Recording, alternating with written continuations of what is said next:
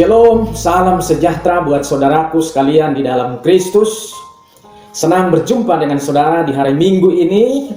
Sekalipun kita tidak bisa bertemu muka dengan muka, tetapi pastikan kasih kita dengan saudara seiman yang lain masih tetap terhubung. Pastikan kita tetap mencintai Tuhan Yesus dan mencintai gerejanya. Haleluya. Saudaraku, mari kita persiapkan hati kita untuk menerima firman Tuhan.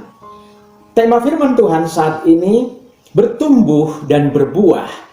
Nats firman Tuhan kita awali dari Efesus pasalnya yang keempat ayat 11 sampai yang ke-15. Demikian firman Tuhan.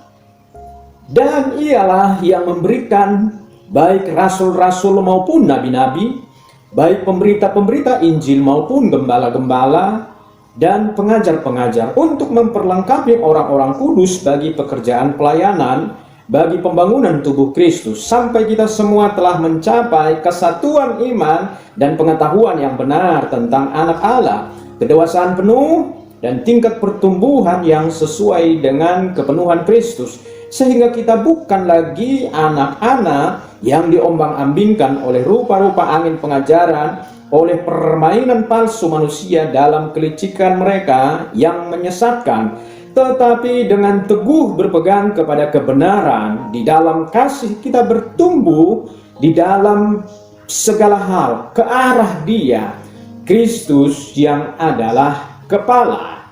Puji Tuhan saudaraku, pertumbuhan rohani yang hakiki, yang sejati, yang benar adalah pertumbuhan yang mengarah kepada Kristus, bukan kepada manusia atau doktrin.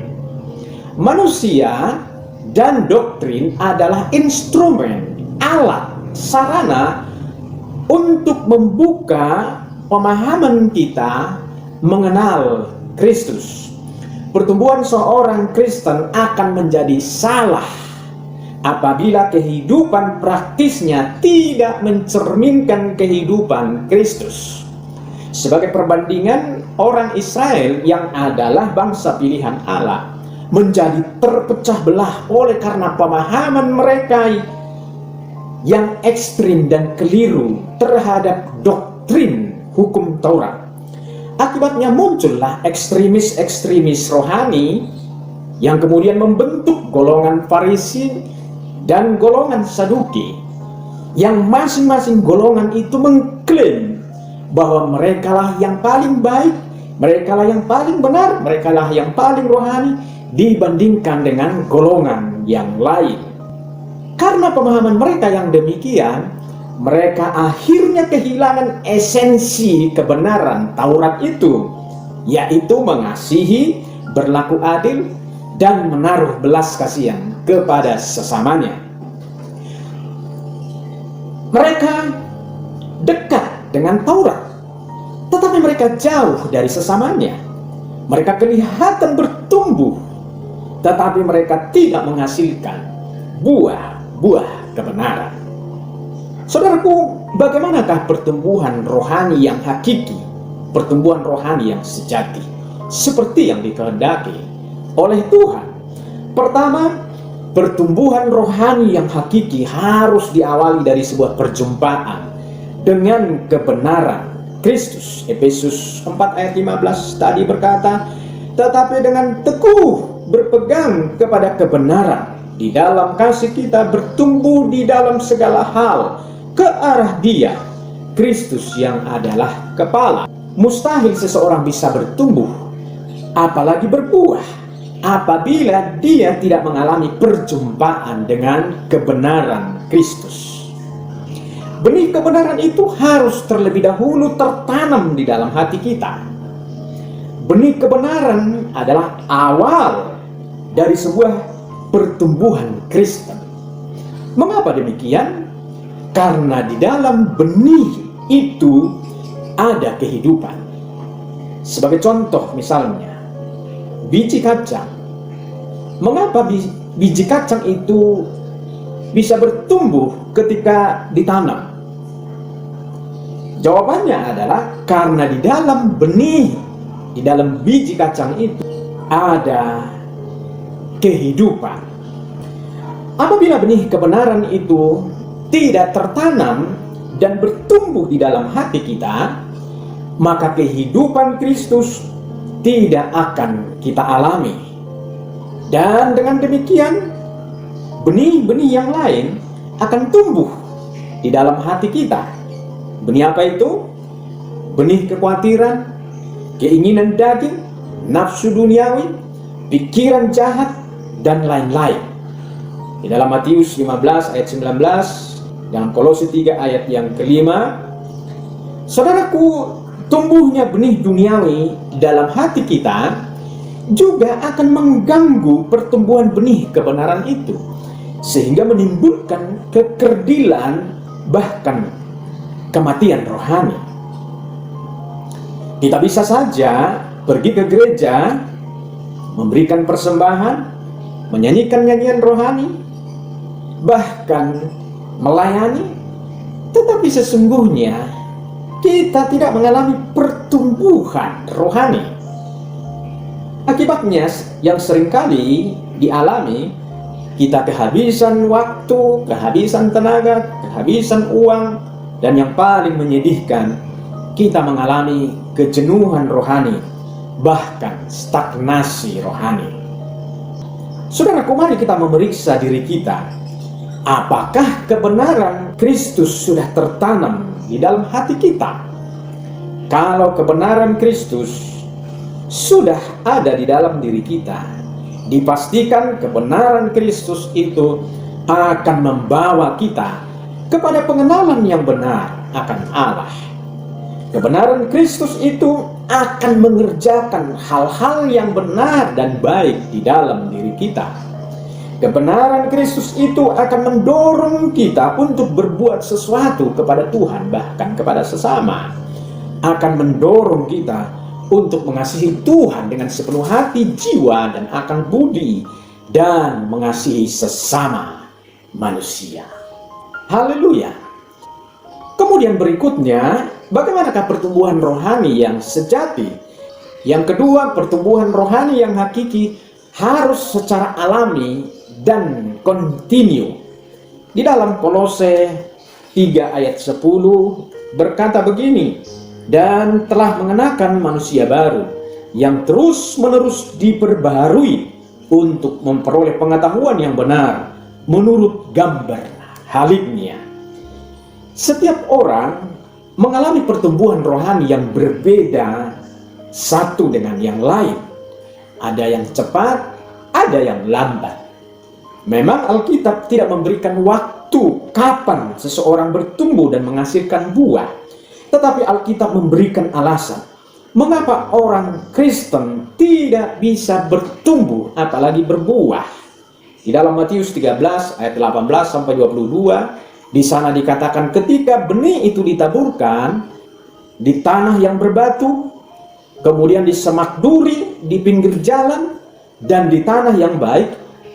Ini berbicara hati kita sebagai orang percaya. Jadi letak persoalannya ada pada kondisi hati kita saat benih kebenaran itu ditaburkan, saat firman Tuhan itu ditaburkan, dan juga lingkungan yang mempengaruhi kita. Pertumbuhan seseorang tidak bisa dijadikan sebagai standarisasi pertumbuhan rohani bagi orang lain, karena masing-masing orang memiliki kondisi hati, temperamen, pola pikir, latar belakang, dan lingkungan yang berbeda. Meskipun demikian, semua orang percaya harus bertumbuh, harus mengalami perubahan hidup mengarah kepada kehidupan Kristus. Setiap orang percaya harus taat dan tunduk kepada firman Tuhan.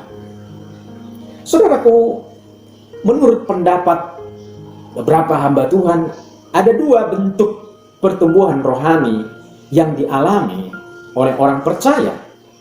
Yang pertama, pertumbuhan secara alami. Ini adalah pertumbuhan yang normal dan memerlukan waktu yang kontinu.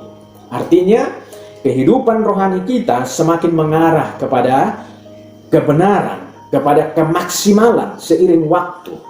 Walaupun jatuh bangun, tetapi statistik rohaninya bergerak naik. Ini membutuhkan proses yang berkesinambungan.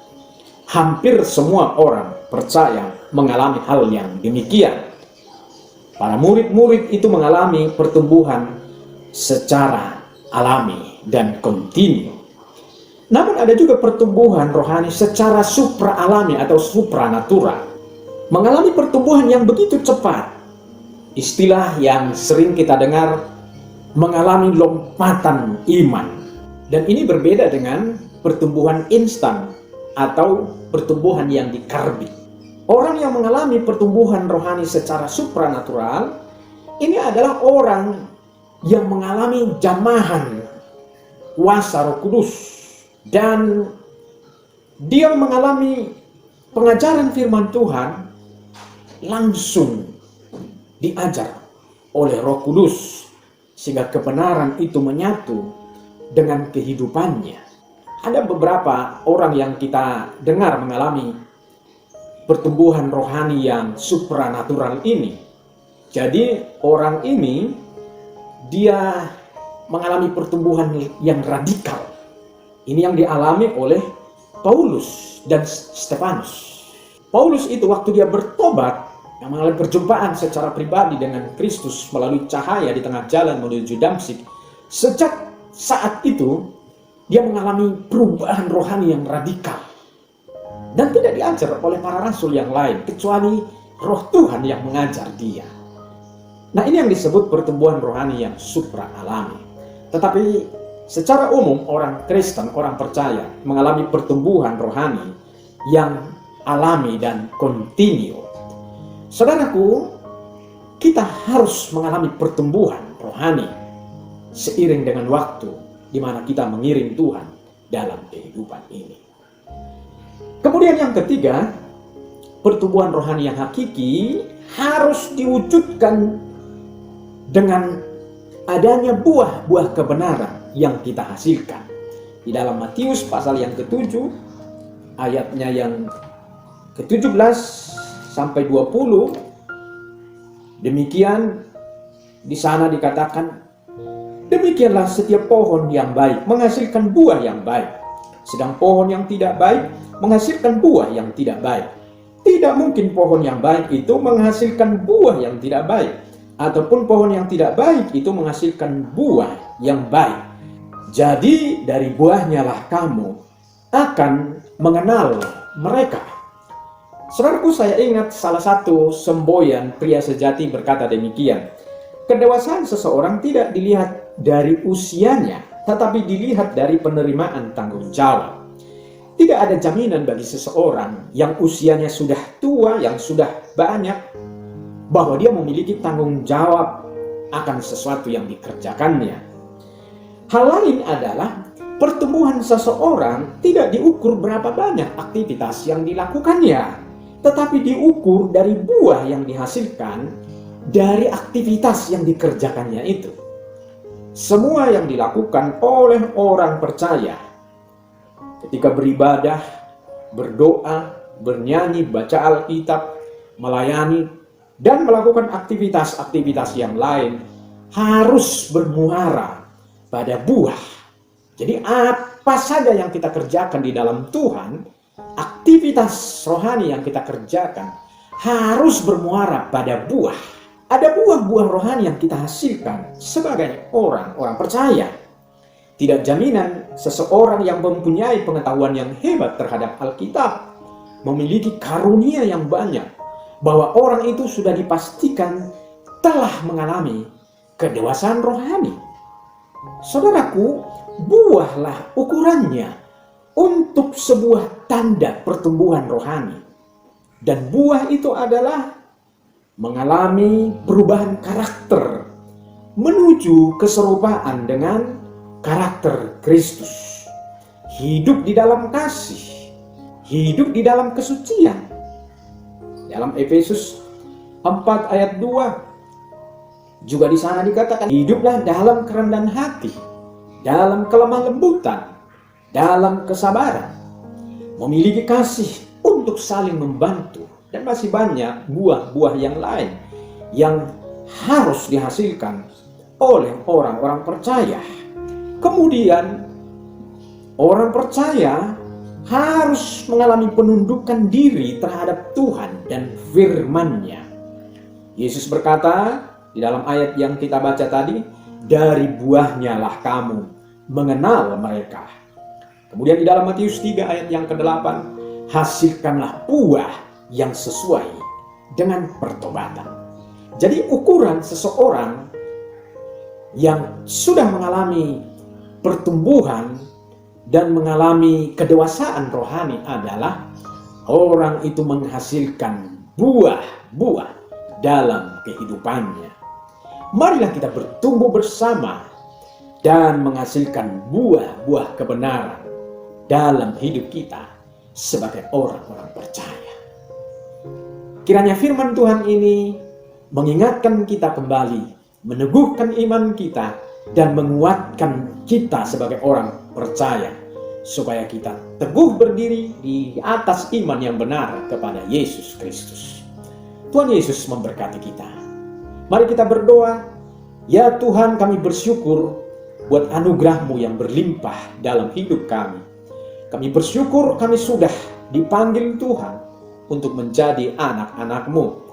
Tuhan sudah menanam kami di dalam kerajaan-Nya.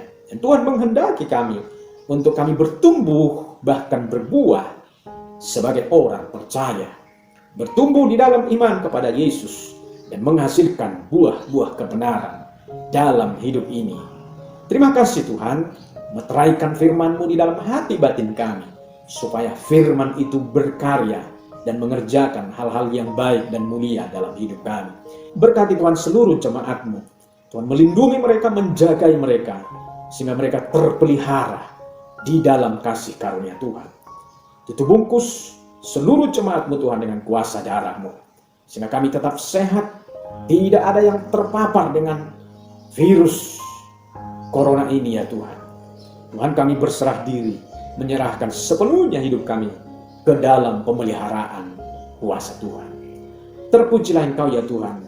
Berkat-Mu turunlah atas setiap kami anak-anak-Mu. Ya Tuhan, kiranya berkat, damai dan sejahtera dari Allah Bapa, kasih karunia dan rahmat Tuhan Yesus Kristus, serta pertolongan, penghiburan, kekuatan Roh Kudus menyertai saudara sekalian hari ini sampai Maranatha. Tuhan Yesus menjemput setiap kita yang percaya. Haleluya. Amin.